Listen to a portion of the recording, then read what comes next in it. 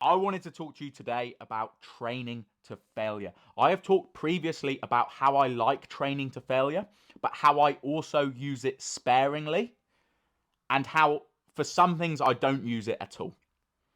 So let's have a little chat about it. Let's talk first about in terms of hypertrophy, and then let's talk about in terms of strength. So first, let's talk about hypertrophy. So this is where I am more likely to use it, but I still use it sparingly. So say my goal is to put on as much muscle size as possible, and I am in that phase of my training. What am I going to do? Say I've got 5 or 4 sets to do of the bench press. Keep it nice and simple. Generally, I'm going to stay over 6 reps, between 6 and 30 reps. I know that's very wide, but between 6 and 30 reps. And what I'm going to do is I'm going to keep 1 to 2 reps in reserve for the first 4 sets of the exercise. Warm-up sets, I'm not even going close. I'm just practicing the movement.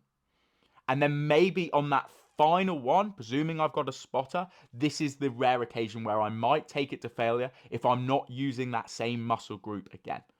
So I know that Sam Sulik is a big component of training to failure and training very hard. I am exactly the same when it comes to muscle size.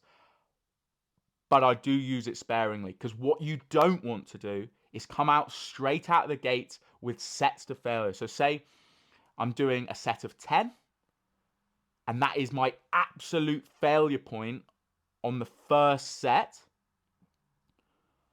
And then my next set is an 8, and then it's a 6, and it's a 4, and I'm getting this diminishing returns because of the tremendous amount of fatigue that is built up.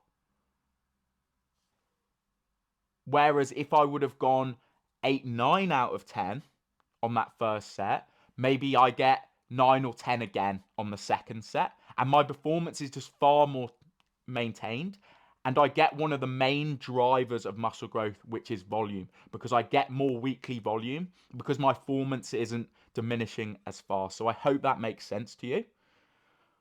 That is in terms of muscle growth when I use it. Most people dramatically underestimate how hard they train.